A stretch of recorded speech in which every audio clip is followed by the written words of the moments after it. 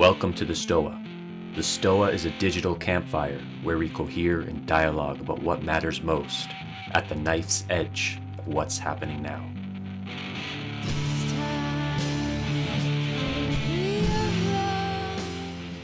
Isaiah, you had a question about initiation, video games, and masculinity.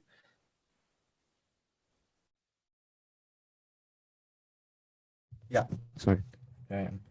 On the previous situational assessment that you did, you mentioned something about how kids playing Minecraft had a lot of untapped potential to deal with like the issues in the meta crisis. And I've recently read a lot of Jungian thinkers, like Robert Bly's Iron John comes to mind, where they diagnose the crisis of masculinity as lacking initiation rituals from boyhood to manhood. So I'm wondering if you have any suggestions on how Gen X or millennial men can sort of rebuild that framework for the younger generation. Or I guess another way of putting it is how can we bring teenagers into the campfire? That's a really, really good question. That's a big deal. And I like the way you actually named it in terms of Gen X, millennials, and teenagers, right? Because there's something about the phases of life that are different. How old are you, Isaiah? You're on mute. 31.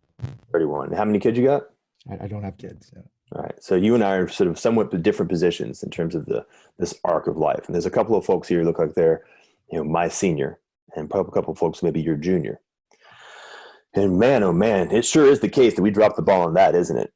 Like to the degree to which we didn't just not initiate people into adulthood, we sort of did exactly the opposite in every possible way. So we've got a lot of catching up to do. And I got to really say, I have a bad feeling, and I apologize for that bad feeling, but I have a bad feeling that my elders, they're the ones who had an opportunity to actually have what's called intergenerational transmission. But for whatever reason, chose to step away from that and did not rebuild it in a new way, at least to my awareness. So we're kind of having to go inside. We can't rely on rituals or traditions that have been handed down to us, because whatever rituals, traditions were handed down to us are either handed down and dropped and left behind, or so out of place that we don't know how to use them well. Then we can recover stuff from older environments. And there's actually some pretty good stuff out there that other cultures still do and use. But we should be careful not to simulate.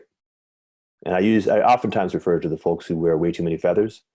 If you know who I'm talking about, I'm going to call that a certain simulation. But there are lots of good things that exist in lots of cultures around the world that understand how to do this thing well. What I would say is that here's more or less the nature of the beast. Each of us as kind of cohorts, the boomers, the Xers, the millennials, and Gen Z, have sort of like a generational crisis that has to do with something like the thing that we have to get over. To some extent, the boomers have to get over, and I'm just going to call it narcissism. And it has to do with something like, to be perfectly frank, when they were young, they were golden children, right? And everything, whether they as individuals, like everybody's an individual, and their life arc as individuals is quite diverse, but as a generation, things kind of worked out. They have an embodied sense of things kind of working out. But now they're into life. And by the way, with this virus, they may be closer into life than they maybe thought they were going to be.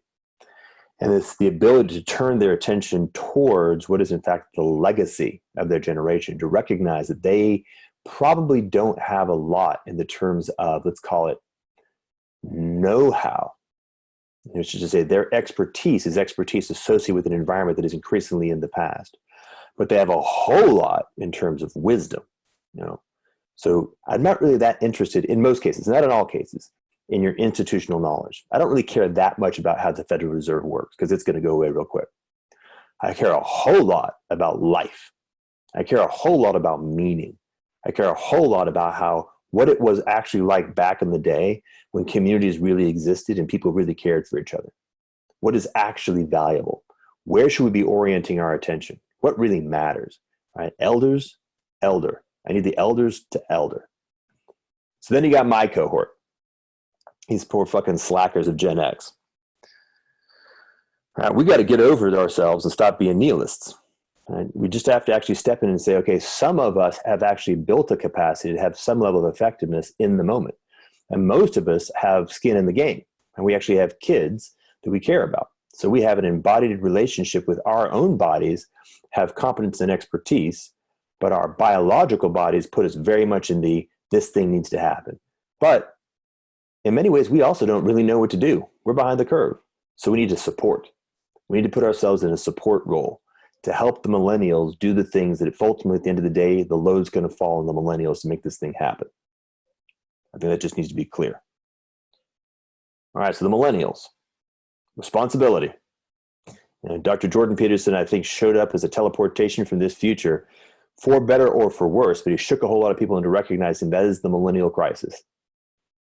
Ball's in your hands, guys. Step up. That's all there is to it. Think about what happened in World War II. Right? In World War II, a whole bunch of 20 and 25-year-old kids got thrown right in the middle of machine gun bullets. They had to carry the responsibility for the war in their bodies. And if they didn't, the whole thing was over. Right? It wasn't there the equivalent of Gen X and the boomers. Franklin Roosevelt was doing fireside chats. And Patton was sitting back behind the back lines trying to help people make good choices. It was the kids on the front lines who were actually carrying most of the load. That's kind of where we are now. But of course, our front lines are spiritual front lines and community front lines, and relearning how to do those things from scratch. Now, in some sense, you have the enormous advantage that our educational system is a complete shit show, which is to say they didn't train you very well, which means you can just kind of throw it out the back door and relearn really quickly.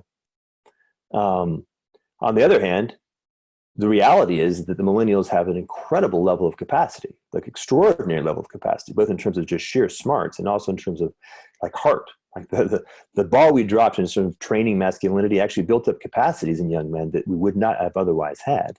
You know, my generation doesn't have a lot of the capacities that your generation has that are going to be needful right now, and things like empathy and self-awareness and EQ.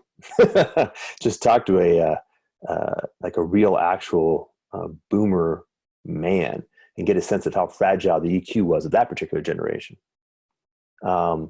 So take those capacities and then reboot that with a new sensibility of what a new masculinity looks like, and recognize that. Just imagine that you are going to be responsible for a family. What does that feel like? What does it mean to prepare a territory where you actually take responsibility for the area around you? What does it mean to actually identify in your body the feeling of other men who can actually stand arm in arm and shoulder and turn themselves towards the threat and stand and have it break against them, right? If you can feel that energy, that's the energy to get into. Now we've got the other side. We've been talking a lot about men, but this is, of course, fundamentally a female crisis. Let's be very clear. The feminine energy is that which is being called up in the hardest level across all generations.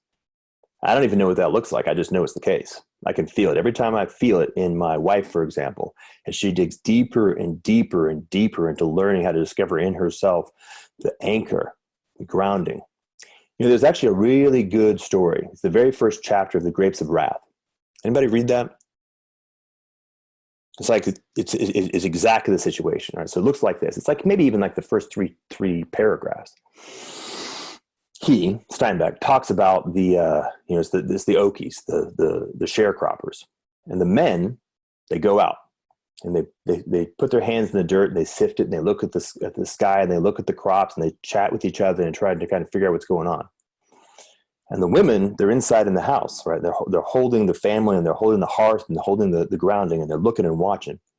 But then something happens where suddenly you just get this moment where suddenly the woman goes, "We're leaving." She makes the call that this watering hole is no longer valid. Your responsibility is now shifted from trying to make those crops work to getting this family to somewhere safe, right? And of course, as soon as she says it, you can see the man just drops what he's doing and pivots. I don't know if you've been married, but by the way, that's how it works. So that's kind of it. And by the way, just learning how to do that at the simple level is a really good practice. And a lot of people are having to be forced to learn that right now because we're no longer able to really, really distract ourselves with work and school and hopefully media, and having to relearn how to just be in relationship with the people we happen to be stuck in quarantine with. But that simple stuff of right relationship between the masculine and the feminine, the right relationship between men and women, which aren't necessarily exactly the same thing, is a big part of the nature of this crisis. So to the degree to which we learn that and relearn that and rebuild capacities by interacting with other people and learning what works and what doesn't work, and deal with our own fear and limitations in ourselves and grow through it as rapidly as possible, this also begins to talk about what Joe was talking about. I think I've rambled on at length on that. I apologize.